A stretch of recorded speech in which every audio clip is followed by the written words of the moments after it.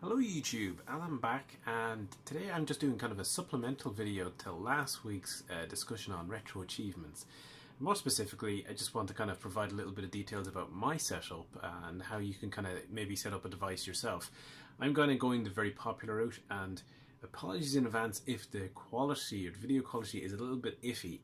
I've had to go a little bit old school here, pointing the camera at the TV, because even though I have a capture device, it turns out that Nvidia Shield has HDCP on the video signal, and a Nvidia capture device is just saying, no, I'm not going to record that.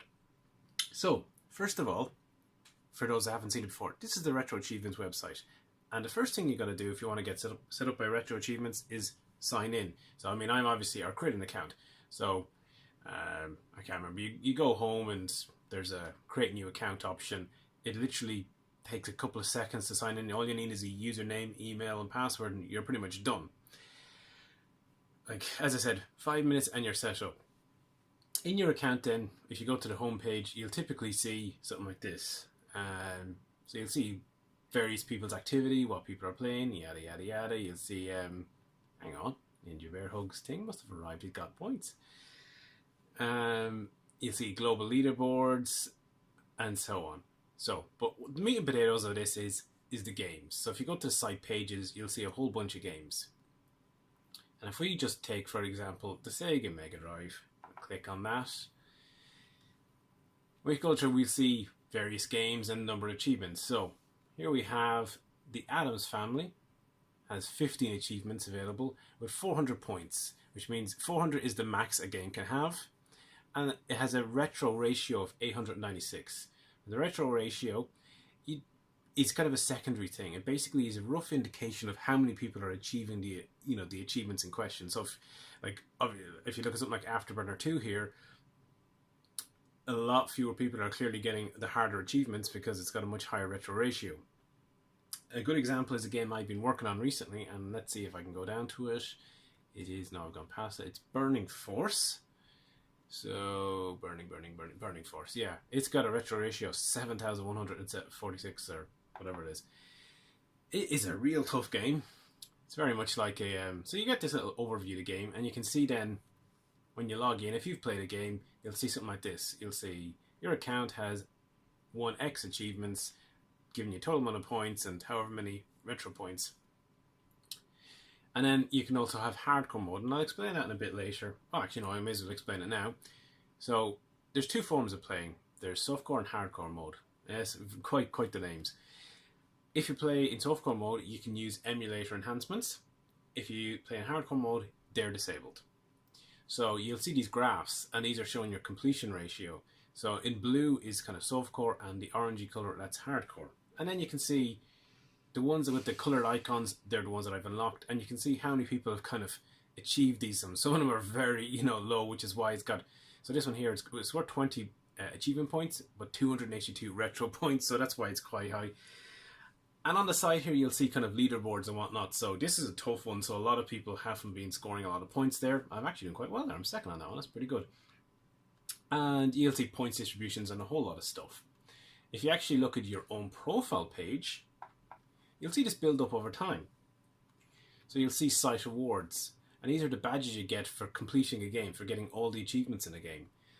If you have a border around it like that, that means it's mastered. It means you've gotten all the achievements and you've gotten them without any emulator enhancements. Then you can also see your most recent kind of playing, where you are in the site ranking, how complete you make, or what your average completion of all the games, your retro ratio points. So that's the kind of white points. And you can scroll down, you can see various games and how long, and over time you can see how well you've been progressing. So the various days, and so that's my graph of progress since I've been playing. And you can see kind of went up here, had a bit of a pause, and then shot up again as I got to play a bit more. I was actually playing less here in the summer, or the end of the summer, and the games I was playing were longer form RPGs and stuff, so it took a lot longer to achieve them. And then it kind of gives you your best days and stuff like that. So it's really nicely laid out, and as I said, you can see all the badges that you've earned and your completion of games. And there's lots of games covered. Now, not everything is covered, but if you do go through site pages, there's plenty of systems and lots of different ones. I mean, when you've got stuff like Master System with a few challenges in here, you know you're looking pretty decent. Also of note, I suppose, is sometimes you see this numbered here, and just at the end, these are leaderboards. So some games in hardcore mode actually have leaderboards associated with them too. So if you look at something like, if we look at Sonic the Hedgehog, we can go down and we'll actually see that there's various leaderboards associated with Sonic. Where is it? So, yeah. So if we go, like, there's the high score leaderboard, the low score leaderboard, and the Green Hill leaderboard. So in the Green Hill leaderboard, I definitely put a time in here. Yeah, I did 18:57. That was, and basically, I think one frame or so behind these other three people who've done a faster time. So it's very hard to get any faster. But anyway, that's the website itself. How did I get it set up? As I said, I've been using a Nvidia Shield. So for those that don't know, basically Nvidia Shield is an Android device. It's really useful, or it's really kind of nice little device because it's a decent bit of power. There's lots of ways you can set it up. You can have all these custom channels, and custom channels can be, you could have Netflix, all this sort of stuff. You can even have YouTube with previews and recommendations and all that sort of stuff. But to be honest, I don't mess around with any of that. I like my interfaces nice and simple. So the apps I use a lot are Kodi, YouTube, RetroArch, and a few other things, because there's lots of standalone emulators. What I would suggest, if you are going to utilize this as a full device, you might want to get a sideloader app from the App Store, because by default this is limited to TV based apps. So anything that uses a touchscreen may not be fully compatible. And at the moment, I'm actually using a Bluetooth keyboard because it's just handy to navigate and to type stuff in when you need to do that.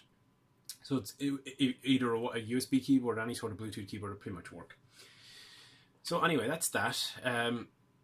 So the main thing you'll need is RetroArch, and I think most people would be familiar with that if you've dabbled in emulation the last few years. So I believe you can get RetroArch from the Play Store. To be honest, I don't remember. Oh, there was me trying to get some way of doing a video recording. I said maybe I'll do it wireless, but that did not work. So what was I thinking? RetroArch.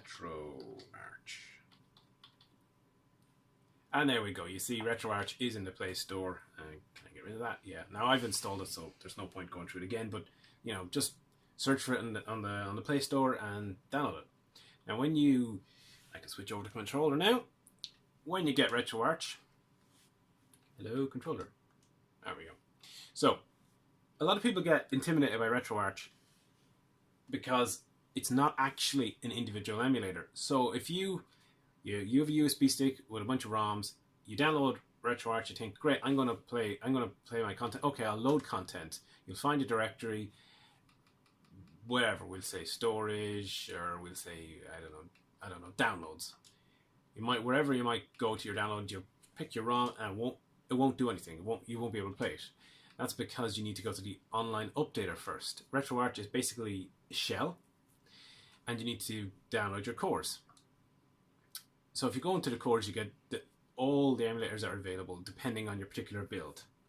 And RetroArch is available on literally dozens of devices. You can have Raspberry Pi machines running RetroPie. You can have modded consoles. You can use Windows. You can use Android devices, probably Apple devices. You can use it in loads of things.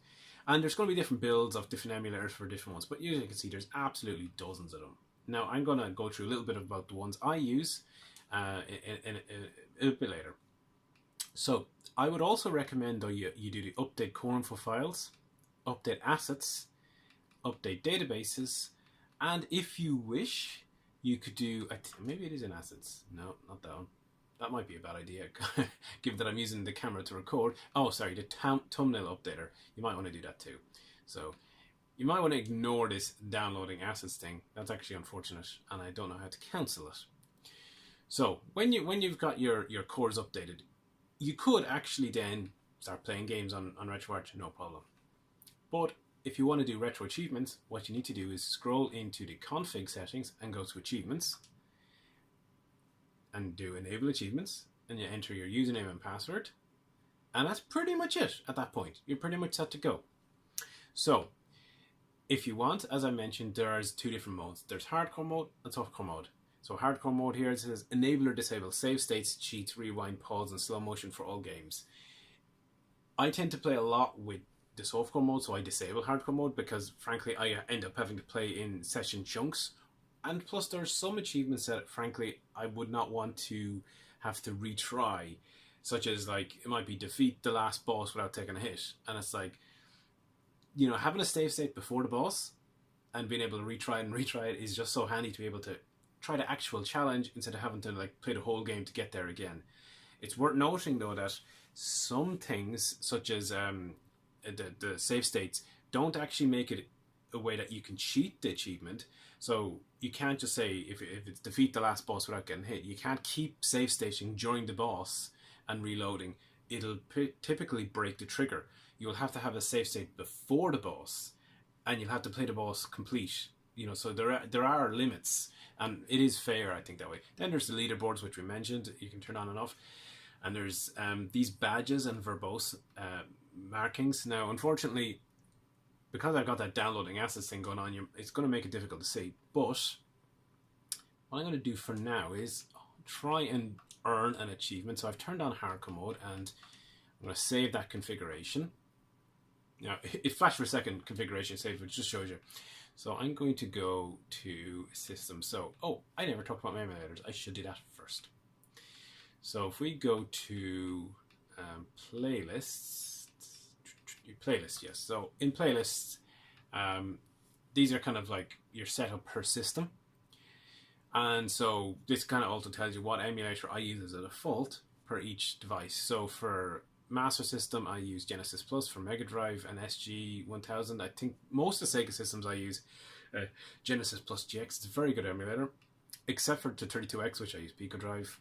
So 2600 Stella, 7800 Pro System. Then there's Blue MSX for a lot of the home computers. I don't actually have GameCube set up. I use Dolphin separately for that.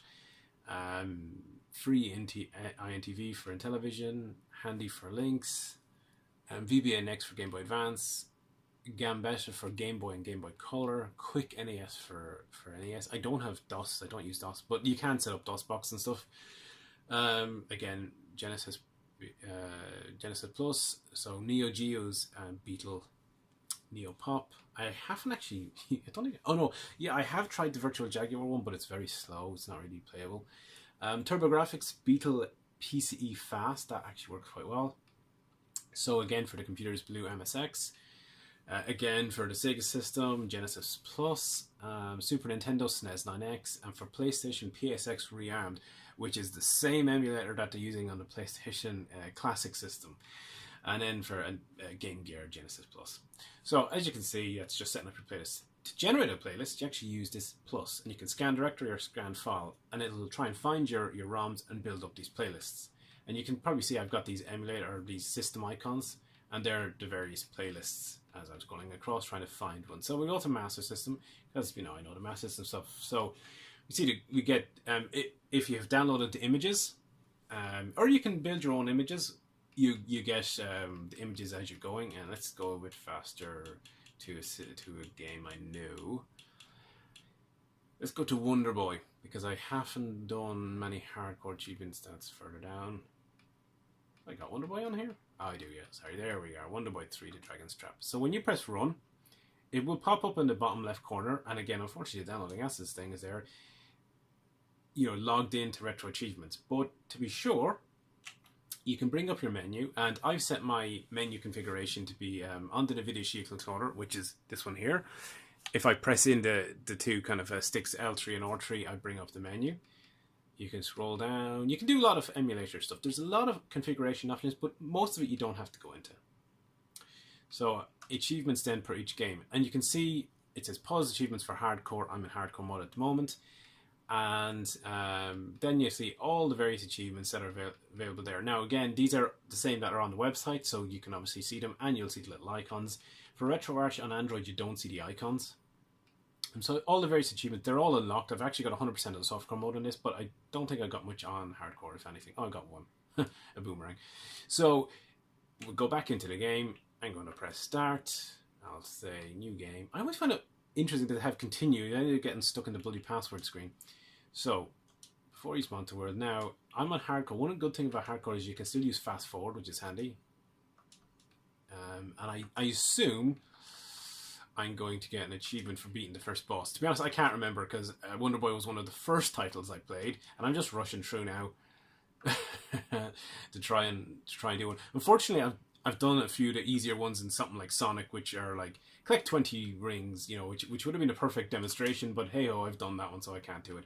And now it's after resetting my download assets because clearly I lost network connectivity momentarily. Brilliant. I do find that with bigger downloads that can be a problem. Certainly the images one, I actually had to download on a more stable connection and copy them up myself. Oh, stop running into him. Yep. Luckily at this point of the game you can virtually not die because you have so much health. You see, even jumping into the boss I lost like less than half a heart. And the trick is to let him run, you jump up and you smack like that, not jump into his face. Oh. But I'm being impatient, so I'm making mistakes. Yeah, that's not going well. God damn it. In fact, one of the achievements I know is defeat any of the bosses bar the first boss without taking a hit, which I've done, but apparently I can't do the first boss without taking a hit. Gotcha. It actually doesn't take too many hits because at this point you're still powered up. This play takes that very Metroidvania thing of you're powered up and then you get cursed and you lose all your health and all your armors and all that sort of stuff. And of course, this is actually kind of a revisited version of the ending to Wonder Boy and Monsterland. Really clever and groundbreaking, I suppose, or ahead of its time.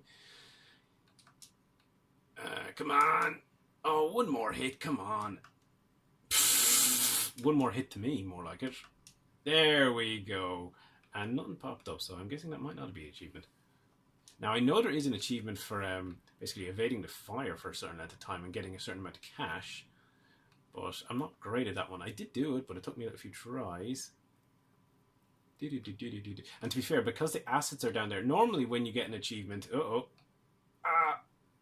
Normally when you get an achievement, you would actually... it'll pop in the bottom left corner. But you can always check... Oh, where was that? Wonder Boy Tree Dragon Trap. So you can always check here what the status of your things are. Okay, so it was. See, now it's marked as hardcore. So defeat the first dragon, the mascot Mika. So that's the way it would work, basically. Paging Brendan Fraser. The mummy. So whoever named these obviously had a sense of humor. So as you go, you kind of get your little pop-ups like you would in Xbox Live. Now, as I said, RetroArch doesn't have very fancy or verbose ones. If you're playing on the kind of Windows emulators, so you can have standalone emulators that RetroArch actually provide. Let's see if I can bring those up. Now let's go into Google Play.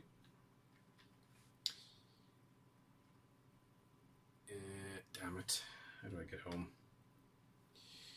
If you play on, I don't know what the standard ones on Windows are, but essentially you get a much more kind of fancy kind of interface when the thing pops up. It really looks like Xbox Live. Why do I not see? Oh, it's in my side load. So Chrome, believe it or not, is not actually compatible with Android TV. You have to side load it.